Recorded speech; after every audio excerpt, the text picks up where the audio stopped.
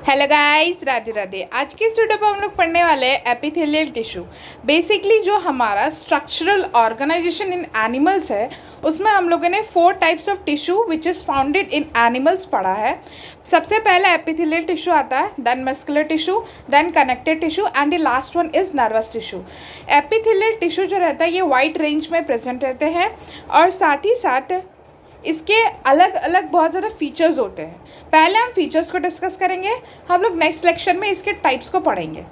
ये जो आप डायग्राम देख रहे हो ये एक एपिथेलियल टिश्यू का ही डायग्राम है और ये सेल है एपिथेलियल टिश्यू का।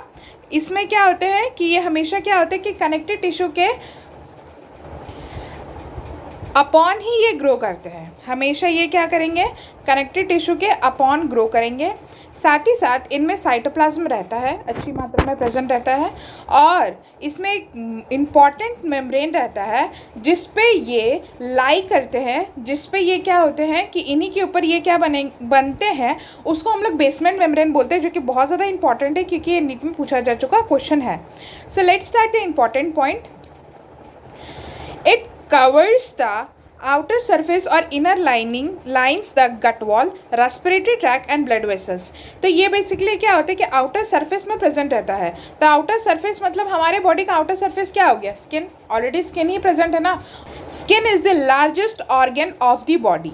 तो स्किन को लाइन कौन करता है ma'am, that is epithelial tissue. और एपिथेलियल टिश्यू इतने सारे स्किन्स को लाइन करता है, स्किन का टिश्यूज़ का फॉर्मेशन करता है, तो ऑब्वियसली हम इससे अंदाज़ा लगा सकते हैं कि ये बहुत ज़्यादा वाइड रेंज का टिश्यू होगा, ठीक है। और साथ ही साथ ये आउटर सरफेस को लाइन तो करता है, लेकिन ये इनर लाइनिंग भी शो करता है, किसमें, गट वॉल में। जो हमारे बॉडी का कैविटी वॉल होता है उसमें भी ये क्या करते हैं, लाइन अप करते हैं। रेस्पिरेटरी ट्रैक में भी ये लाइन अप करेंगे एंड ब्लड वेसल्स में भी क्या करेंगे, ये उसमें प्रेजेंट रहेंगे। मैं इतना बताना चाहूँगी कि जो एपिथेलियल टिश्यू होता है वो कितने जर्म लेयर्स के प्रेजेंट होता है, दैट इज़ 3। ये मैंने लास्ट लेक्चर में डिस्कस किया था, मैं फिर बता देती हूँ। पहला जो आउटर मोस्ट जर्म लेयर होता है उसको हम लोग एक्टोडर्म बोलते हैं, जो बीच वाला लेयर होता है उसको हम लोग मेसोडर्म बोलते हैं, और जो लास्ट वाला जो सबसे इनर पार्ट होगा उसको हम लोग एंडोडर्म बोलते हैं। यही 3 जर्म लेयर से क्या होता है, क्या बना हुआ रहता है, एपिथेलियल टिश्यू। ये एक ऐसा टिश्यू है बॉडी का जो तीनों जर्म लेयर कंसिस्ट करता है। नहीं तो ऐसा कोई भी, जैसे muscular tissue, connective tissue and nervous tissue, कोई भी नहीं है जो इन तीनों को कंसिस्ट करेंगे।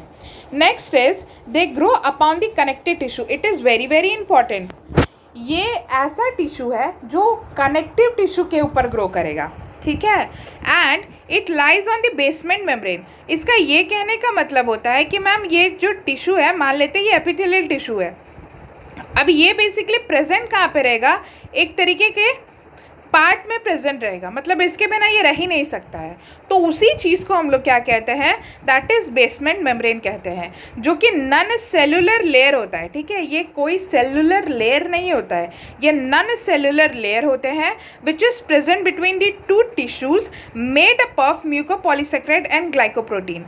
तो ये भी बहुत ज़्यादा इंपॉर्टेंट है क्योंकि ये नीट में पूछा जा चुका है, that is mucopolysaccharide and glycoprotein. अब ये नोटिस करने वाली बात है कि ये 2 टिश्यूज़ के बीच में प्रेजेंट है, मतलब ये ऊपर की ओर क्या प्रेजेंट होगा, अभी तक तो आपको आइडिया हो गया होगा कि क्या प्रेजेंट होगा, that is epithelial tissue.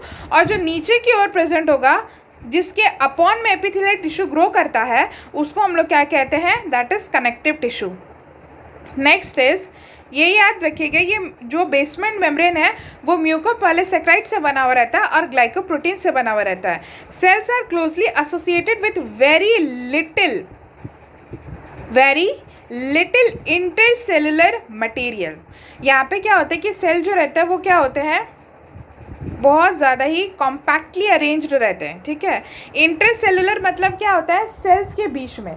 Sales क्या है, क्लोजली एसोसिएटेड है और इनमें जो एक सेल के दूसरे सेल के साथ जो अरेंजमेंट होगा उसमें गैप ज़्यादा प्रेजेंट नहीं होगा, वेरी लिटिल, जो कि माइक्रोस्कोपिक गैप भी आप कह सकते हो, क्योंकि बेसिकली हम लोग सेल को, टिश्यूज़ को देखेंगे तो माइक्रोस्कोप की हेल्प की से ही देखेंगे, तो माइक्रोस्कोपिक गैप आप कंसिस्ट कर सकते हो।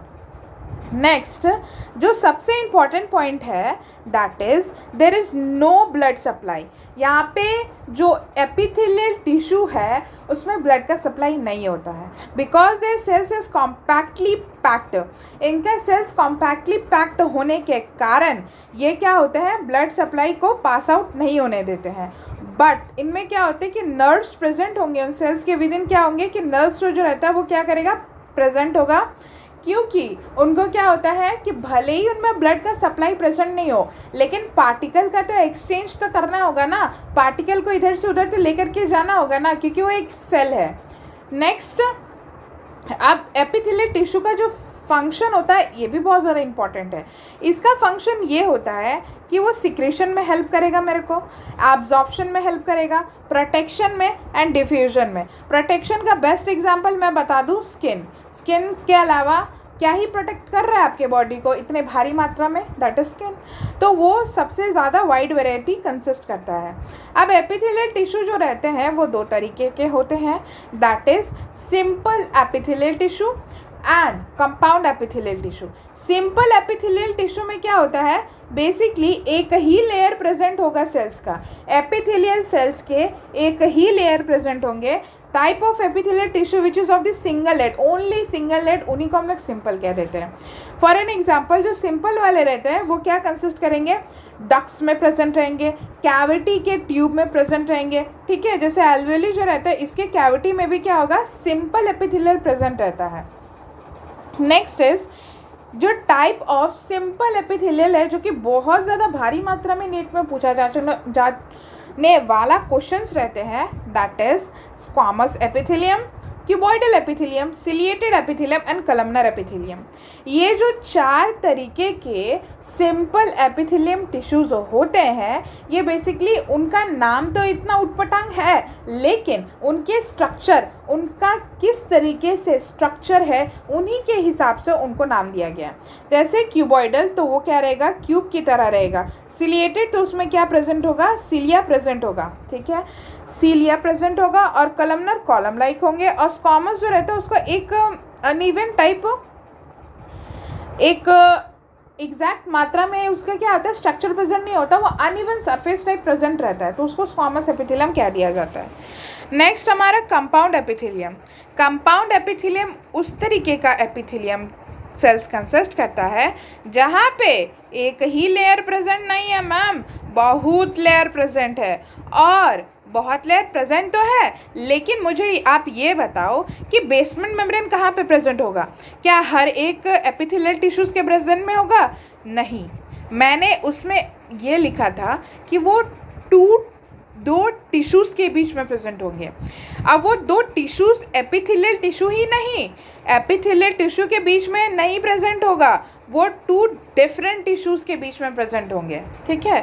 तो यहाँ पे क्या होगा कि हर किसी में बेसमेंट मेम्ब्रेन नहीं प्रेजेंट होगा, सिर्फ और सिर्फ लास्ट वाले में ही क्या होता है, जो सबसे लोअर सेल प्रेजेंट होगा कंपाउंड एपिथेलियम में, उन्हीं पे क्या होगा, प्रेजेंट होगा, दैट इज बेसमेंट मेम्ब्रेन।